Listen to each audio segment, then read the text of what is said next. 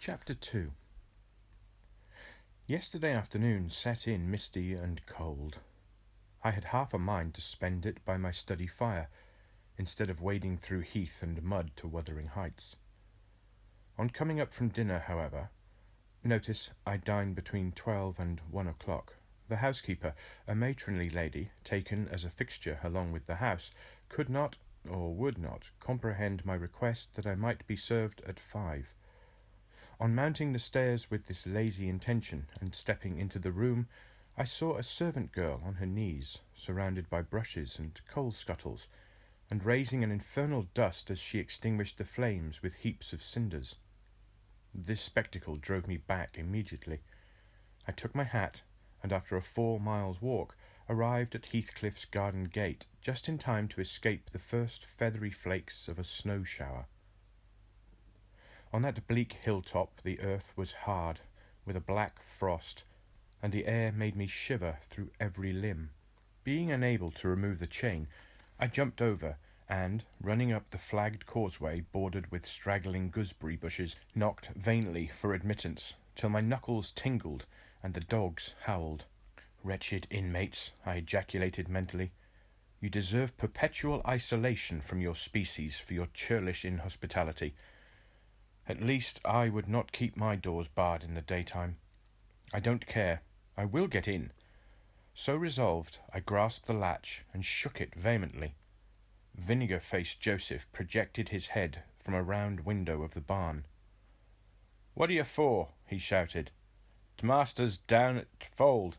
Go round the other end at Lath if you want to spake to him." "Is there nobody inside to open the door?" I hallooed responsively. "There's nobot to missus, and she'll not open an you make your flace some tins till night." "Why? Cannot you tell her who I am, Joseph?" "No, nor me. I'll ha' no hand with it," muttered the head, vanishing. The snow began to drive thickly. I seized the handle to essay another trial, when a young man, without coat and shouldering a pitchfork, appeared in the yard behind. He hailed me to follow him, and, after marching through a wash-house and a paved area containing a coal shed, pump, and pigeon cot, we at length arrived in the huge, warm, cheerful apartment where I was formerly received. It glowed delightfully in the radiance of an immense fire, compounded of coal, peat, and wood, and near the table laid for a plentiful evening meal. I was pleased to observe the missus, an individual whose existence I had never previously suspected. I bowed and waited, thinking she would bid me take a seat.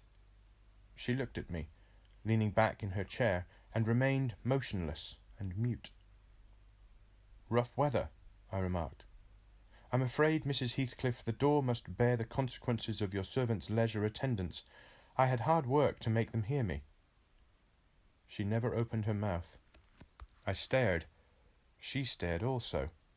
At any rate, she kept her eyes on me in a cool, regardless manner, exceedingly embarrassing and disagreeable. "Sit down," said the young man gruffly. "He'll be in soon." I obeyed, and hemmed, and called the villain Juno, who designed at this second interview to move the extreme tip of her tail in token of owning my acquaintance. "A beautiful animal," I commenced again. "Do you intend parting with the little ones, madam?" "They're not mine," said the amiable hostess, more repellingly than Heathcliff himself could have replied. "Ah, your favourites are among these?" I continued, turning to an obscure cushion full of something like cats. "A strange choice of favourites," she observed scornfully. Unluckily, it was a heap of dead rabbits. I hemmed once more, and drew closer to the hearth, repeating my comment on the wildness of the evening. "You should not have come out," she said, rising and reaching from the chimney-piece 2 of the painted canisters. Her position before was sheltered from the light. Now I had a distinct view of her whole figure and countenance. She was slender, and apparently scarcely past girlhood. An admirable form, and the most exquisite little face that I have ever had the pleasure of beholding. Small features, very fair, flaxen ringlets, or rather golden, hanging loose on her delicate neck, and eyes, had they been agreeable in expression, that would have been irresistible. Fortunately, for my susceptible heart, the only sentiment they evinced hovered between scorn and a kind of desperation, singularly unnatural to be detected there. The canisters were almost out of her reach. I made a motion to aid her. She turned upon me as a miser might turn if anyone attempted to assist him in counting his gold. "I don't want your help," she snapped. "I can get them for myself." "I beg your pardon," I hastened to reply. "Were you asked to tea?" she demanded, tying an apron over her neat black frock, and standing with a spoonful of the leaf poised over the pot. "I shall be glad to have a cup," I answered. "Were you asked?" she repeated. "No," I said, half smiling. "You are the proper person to ask me." She flung the tea back, spoon and all, and resumed her chair in a pet, her forehead corrugated, and her red underlip pushed out like a child's ready to cry. Meanwhile, the young man had slung onto his person a decidedly shabby upper garment, and, erecting himself before the blaze, looked down on me from the corner of his eyes, for all the world as if there were some mortal feud unavenged between us. I began to doubt whether he were a servant or not. His dress and speech were both rude, entirely devoid of the superiority observable in Mr. and Mrs. Heathcliff. His thick brown curls were rough and uncultivated, his whiskers encroached bearishly over his cheeks, and his hands were embrowned like those of a common labourer. Still, his bearing was free, almost haughty, and he showed none of a domestic's assiduity in attending on the lady of the house. In the absence of clear proofs of his condition, I deemed it best to abstain from noticing his curious conduct, and 5 minutes afterwards the entrance of Heathcliff relieved me, in some measure, from my uncomfortable state. "You see, sir, I am come according to promise," I exclaimed, assuming the cheerful, "and I fear I shall be weather-bound for half an hour, if you can afford me shelter during that space." "Half an hour," he said, shaking the white flakes from his clothes. "I wonder you should select the thick of a snowstorm to ramble about in. Do you know that you run a risk of being lost in the marshes? People familiar with these moors often miss their road on such evenings, and I can tell you there is no chance of a change at present. Perhaps I can get a guide among your lads, and he might stay at the Grange till morning. Could you spare me one?" "No, I could not." "Oh, indeed. Well, then, I must trust to my own sagacity." Are you going to make tea?" demanded he of the shabby coat, shifting his ferocious gaze from me to the young lady. "Is he to have any?" she asked, appealing to Heathcliff. "Get it ready, will you?" was the answer, uttered so savagely that I started. The tone in which the words were said revealed a genuine bad nature. I no longer felt inclined to call Heathcliff a capital fellow. When the preparations were finished, he invited me with, "Now, sir, bring forward your chair," and we all, including the rustic youth, drew round the table, an austere silence prevailing while we discussed our meal. I thought if I had caused the cloud, it was my duty to make an effort to dispel it. They could not every day sit so grim and taciturn, and it was impossible, however ill-tempered they might be, that the universal scowl they wore was their everyday countenance. "It is strange," I began, in the interval of swallowing one cup of tea and receiving another, "it is strange how custom can mould our tastes and ideas. Many could not imagine the existence of happiness in a life of such complete exile from the world as you spend, Mr. Heathcliff. Yet I'll venture to say that, surrounded by your family and with your amiable lady as the presiding genius over your home and heart—" "My amiable lady?" he interrupted, with an almost diabolical sneer on his face. "Where is she, my amiable lady?" "Mrs. Heathcliff, your wife, I mean." "Well, yes." "Oh, you would intimate that her spirit has taken the post of ministering angel and guards the fortunes of Wuthering Heights even when her body is gone. Is that it?" Perceiving myself in a blunder, I attempted to correct it. I might have seen there was too great a disparity between the ages of the parties to make it likely that they were man and wife. One was about 40, a period of mental vigour at which men seldom cherish the delusion of being married for love by girls.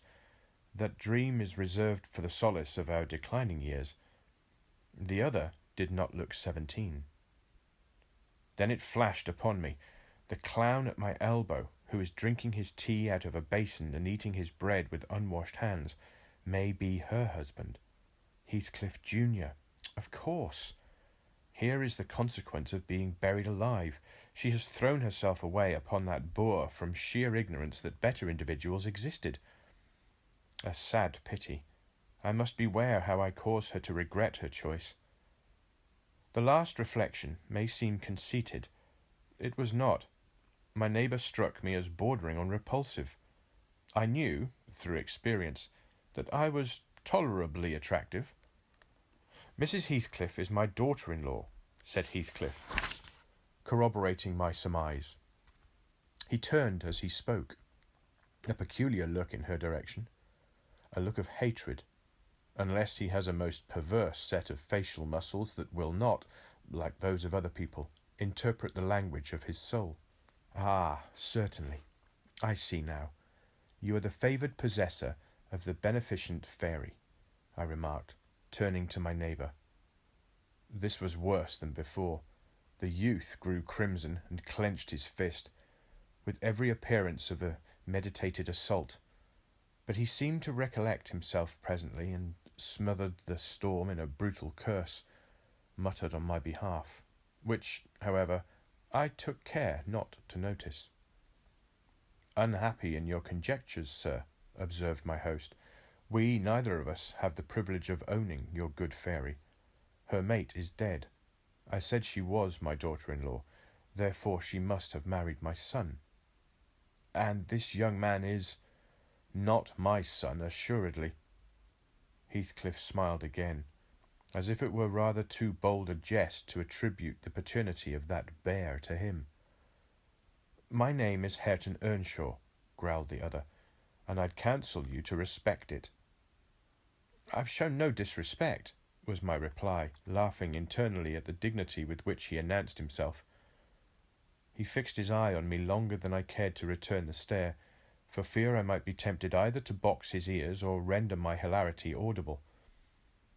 I began to feel unmistakably out of place in that pleasant family circle.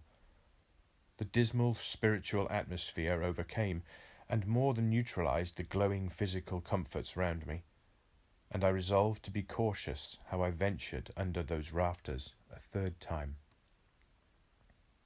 The business of eating being concluded, and no one uttering a word of sociable conversation, I approached a window to examine the weather. A sorrowful sight I saw. Dark night coming down prematurely, and sky and hills mingled in one bitter whirl of wind and suffocating snow. I don't think it possible for me to get home now without a guide, I could not help exclaiming. The roads will be buried already, and if they were bare I could scarcely distinguish a foot in advance. Hareton, drive those dozen sheep into the barn porch. They'll be covered if left in the fold all night, and put a plank before them, said Heathcliff. How must I do? I continued with rising irritation. There was no reply to my question, and on looking round I saw only Joseph bringing in a pail of porridge for the dogs, and Mrs. Heathcliff leaning over the fire, diverting herself with burning a bundle of matches which had fallen from the chimney-piece as she restored the tea canister to its place. The former, when he had deposited his burden, took a critical survey of the room, and in cracked tones grated out, I wonder how you can fashion to stand there in idleness and war when all of them's gone out. But you're a knout, and it's no use talking. You'll never mend o' your ill ways, but go right to devil like your mother afore you. I imagined for a moment that this piece of eloquence was addressed to me, and, sufficiently enraged, stepped towards the aged rascal with an intention of kicking him out of the door. Mrs. Heathcliff, however, checked me by her answer. You scandalous old hypocrite, she replied. Are you not afraid of being carried away bodily whenever you mention the devil's name? I warn you to refrain from provoking me, or I'll ask your abduction as a special favour. Stop. Look here, Joseph, she continued, taking a long, dark book from a shelf. I'll show you how far I've progressed in the black art. I shall soon be competent to make a clear house of it. The red cow didn't die by chance, and your rheumatism can hardly be reckoned among providential visitations. Oh, wicked, wicked, gasped the elder. May the Lord deliver us from evil. No, reprobate, you are a castaway. Be off, or I'll hurt you seriously. I'll have you all modelled in wax and clay, and the first who passes the limits I fix I'll not say what he shall be done to, but you'll see. Go, I'm looking at you. The little witch put a mock malignity into her beautiful eyes, and Joseph, trembling with sincere horror, hurried out, praying and ejaculating, "Wicked," as he went. I thought her conduct must be prompted by a species of dreary fun, and now that we were alone, I endeavoured to interest her in my distress. "Mrs. Heathcliff," I said earnestly, "you must excuse me for troubling you. I presume, because with that face I'm sure you cannot help being good-hearted. Do point out some landmarks by which I may know my way home. I have no more idea how to get there than you would have how to get to London." "Take the road you came," she answered, ensconcing herself in a chair with a candle and the long book open before her. "It is brief advice, but as sound as I can give. Then, if you hear of me being discovered dead in a bog or a pit full of snow, your conscience won't whisper that it is partly your fault." "How so? I cannot escort you. They wouldn't let me go to the end of the garden wall." "You? I should be sorry to ask you to cross the threshold for my convenience on such a night," I cried. "I want you to tell me my way, not to show it, or else to persuade Mr. Heathcliff to give me a guide." "Who? There is himself, Earnshaw, Zillah, Joseph, and I. Which would you have?" "Are there no boys at the farm?" "No, those are all." "Then it follows that I am compelled to stay." "That you may settle with your host. I have nothing to do with it." "I hope it will be a lesson to you to make no more rash journeys on these hills," cried Heathcliff's stern voice from the kitchen entrance. "As to staying here, I don't keep accommodation for visitors. You must share a bed with Hareton or Joseph if you do." "I can sleep on a chair in this room," I replied. "No, no. A stranger is a stranger, be he rich or poor. It will not suit me to permit anyone the range of the place while I am off guard," said the unmannerly wretch. With this insult my patience was at an end. I uttered an expression of disgust and pushed past him into the yard, running against Earnshaw in my haste. It was so dark that I could not see the means of exit, and as I wandered round, I heard another specimen of their civil behaviour amongst each other. At first the young man appeared about to befriend me. "I'll go with him as far as the park," he said. "You'll go with him to hell," exclaimed his master, or whatever relation he bore. "And who is to look after the horses, eh?" "A man's life is of more consequence than one evening's neglect of the horses. Somebody must go," murmured Mrs. Heathcliff, more kindly than I expected. "Not at your command," retorted Hareton. "If you set store on him, you'd better be quiet." "Then I hope his ghost will haunt you, and I hope Mr. Heathcliff will never get another tenant till the Grange is a ruin," she answered sharply. "Hearken, hearken, shoes cursing on 'em," muttering Joseph, towards whom I had been steering. He sat within earshot, milking the cows by the light of a lantern, which I seized unceremoniously, and calling out that I would send it back on the morrow, rushed to the nearest postern.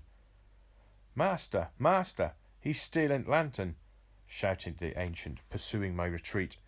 "Hey, Nasher! Hey, dog! Hey, wolf! Hold him! Hold him!"